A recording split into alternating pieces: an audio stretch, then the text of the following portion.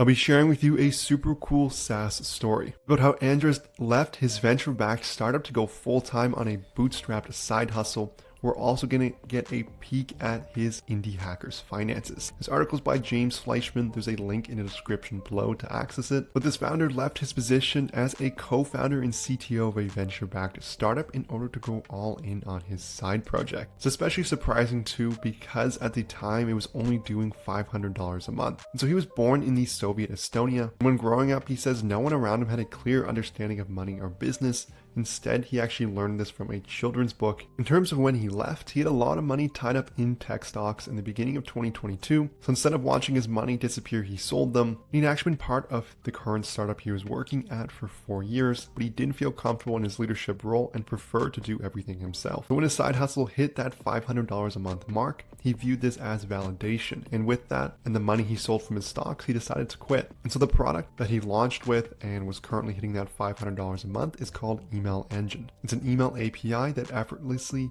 allows for email integration for your app or service. You can simplify IMAP and SMTP complexities and focus on what truly matters. So it's a self-hosted solution for developers and businesses. So it allows for things such as almost perfect deliverability, seamless OAuth 2 integration, and conveniently hosted authentication. It's sold on a yearly subscription at $795 a year. In terms of his finances when he left, he had around $50,000, which gave him enough for a full year of runway. And if that didn't work out, he figured he could always go back and get a job. In terms of how things have gone since then, he's nearly 10x'd his revenue, but he's still in break-even mode. So revenue is around $4,600 a month. So it's calculated revenue, not MRR. So his founder take-home pay per year is $45,000. His personal bank account is $100, and his business bank account has $30,000 in it. We can see his MRR here has grown quite steadily. We can see around January 2022.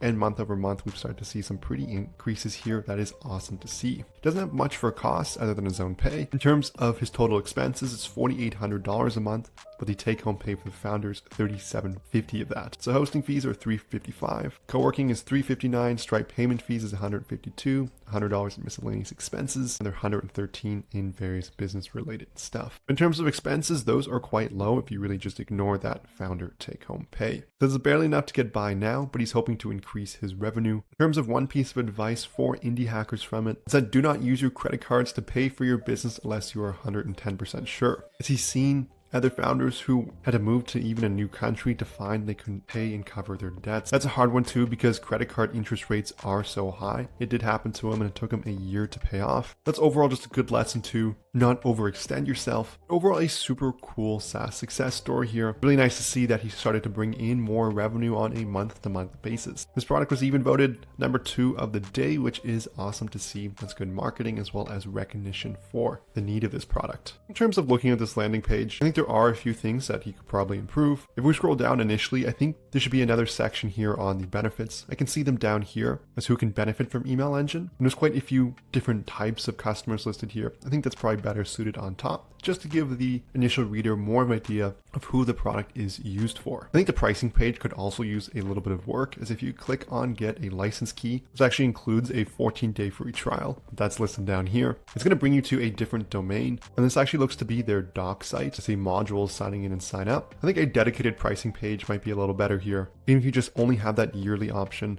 Just more description of what you get in here. I can see it's unlimited and 12 team members. I guess I would maybe have a question of what happens when I have more than 12 team members. What if I just have 2 or 3 people? I think there can be some more optimization here, but overall I like that he's just going yearly. That's going to allow for more steady monthly revenue. But overall, awesome story and really cool to see, as it took a lot of courage to leave his CTO role and go and build his bootstrapped side hustle. If you've gotten this far in the video, I'm sure you want to build your own micro SaaS. There's a link in the description below. You can get sneaky micro SaaS ideas you can steal for free. All you need to do is enter in your email and those will be sent to you instantly. So this concludes the video here. I hope you enjoyed it. If you have any questions or insights, leave a comment below, but thank you so much for watching and I'll see you in the next one.